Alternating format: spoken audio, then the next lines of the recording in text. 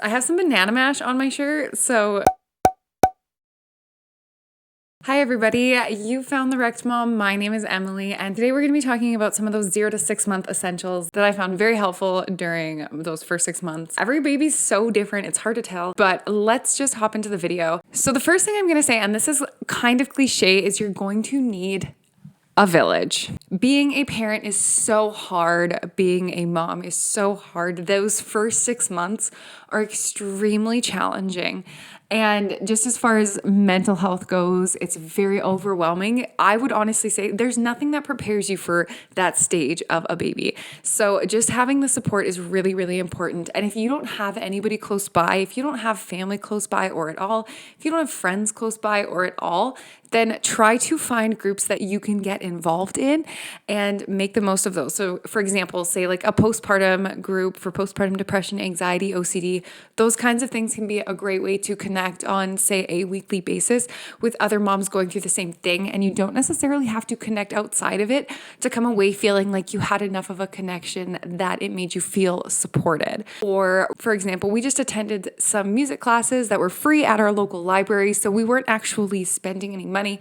We were just using local resources and able to connect with other moms through that with babies around the same age. So that was really fun. And it was just a great opportunity getting involved in different sports or say swimming lessons, things like that, where maybe your baby is not only learning a skill and acquiring new foundations, but also you're able to make those connections or just at least feel like you're socializing once or twice a week, because those first 6 months are extremely lonely and challenging. And it truly feels like nobody else knows what you're going through when you're in the brunt of that time. Okay, but now let's get into physical things. And first, I'm just gonna do myself up here because I was just feeding and I didn't do up after. The next thing that you are going to want is some sort of tub support. So say that you have a 4-in-1. These are really good. They go from newborn. They have little slings to more of a seated tub to more of a tub without support and then a kneeling support. There's all different kinds you can get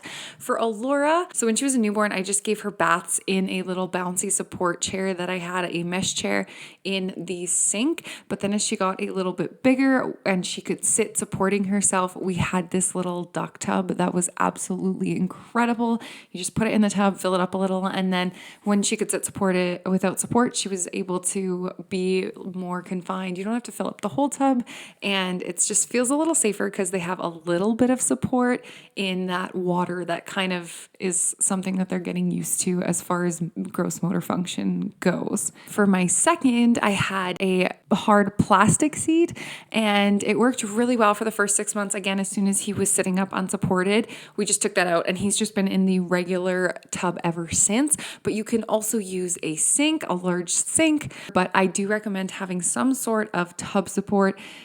Baths are so challenging because newborns are extremely slippery. Obviously, you can never leave them unattended. It doesn't matter what kind of bath support you have, but it just makes it easier to give the bath if they're not slipping out of your hands the whole time. Then you're gonna want some sort of play mat. This can look like maybe a designated blanket. For my oldest, I had an actual mat with the crossed bars with the toys in it for tummy time, and I really, really liked that. For my second, I had a hand-me-down piano mat.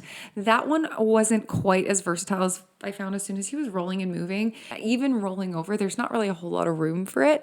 So he liked to lay on his back and play with the toys, and he did like doing tummy time on it as well. And he liked playing the piano with his feet as well as sitting. And I really, really appreciated having it. But if I was to purchase myself or put one on a registry, I would definitely put the mat with the crossbars as opposed to the one I had this time. So just a thought to keep in mind. You're also going to want some sort of bouncer. For my youngest, my more recent baby, I had this bouncer that my mother-in-law gave me, and it was rated for up to 6 months, and that is pretty much as far as I would use it. He just outgrew it. He was wiggling out of it. It was just becoming a safety hazard. So I would definitely recommend a swing. I had a swing for my daughter, and I used it so much.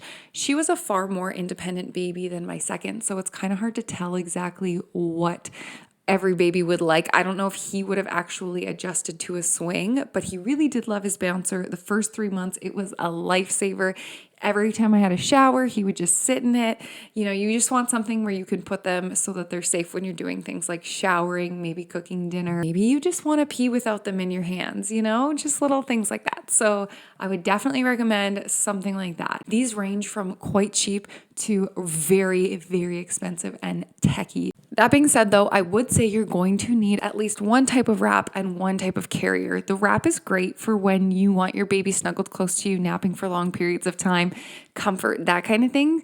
The carrier is great for just as versatility. So we could use it anytime we were going someplace. The wrap takes a lot longer to put on and take off. You can get ones that are really, really easy. They just loop around and your baby sits right in it, goes right through. It's awesome. But the one we had, it was super comfy. I loved it. It was a Moby wrap. It is a Moby wrap. Our baby anyways slept way better in those than the carrier, but the carrier was preferable for things like if you had a snowsuit on and he had his snowsuit on, things like that. So it definitely depends on what you're going for. We also have a hiking backpack. We have so many different kinds of carriers. I would say get a carrier and a wrap. You are going to want them. The other thing is make sure you're using those from the beginning, because if you don't, your baby may not get used to them and then it's harder to adjust later. And trust me, you're going to want the freedom of having two hands when your baby is napping but wants to be contact napping, or if your baby is awake and wants to be snuggled, maybe they're not feeling well, you're definitely going to want that freedom with your hands. Not every baby likes a carrier. I didn't try with Alora until she was a few months old, but I do wish that I had been able to try sooner, because I wonder if that would have made a difference. But by the time I did try, she was not having it. She wanted no part of it, but she was also, again, a much different baby, much more independent. I could put her down a lot more. So obviously, again, it depends on the baby, but yeah, for me this time, the carriers and wraps saved my life. Okay, I've kind of seen this one. Some people say like, absolutely not, use a regular pillow, don't pay for one, but I loved my nursing pillow. I loved it for the purpose of nursing as well as other things like tummy time, or just even regular when he was napping, but he wanted to be close and I was sitting on the couch, just having that extra support and I'd have my hands free while he slept.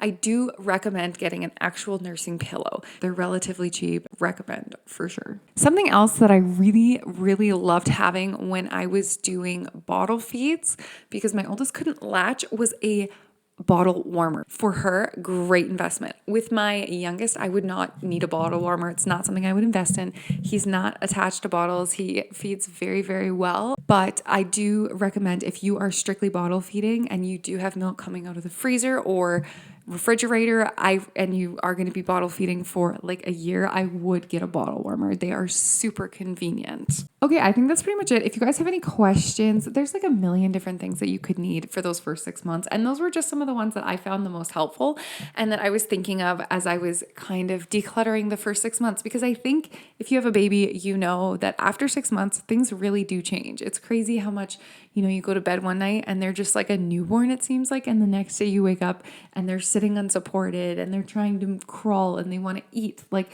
it's crazy. It goes so fast. So thank you guys so much for watching. I hope you enjoyed. Comment down below some of your essentials for those first 6 months. As a first time mom, second time mom, 10th time mom, you can never do too much research and learn too much. So comment down below what you think. Being a mom is just like one of the most challenging things. It definitely opens your eyes to how much you don't know. So anyways, thank you so much for watching. You guys can check out my Pinterest. I am trying to post on there more. It's my favorite form of social media because it's just so crafty and fun, and I'm trying to find that like 12-year-old headspace of myself again. I hope you guys enjoyed this video. Yeah, thank you so much for watching. This was a ramble at the end. I appreciate you being here. Okay, bye.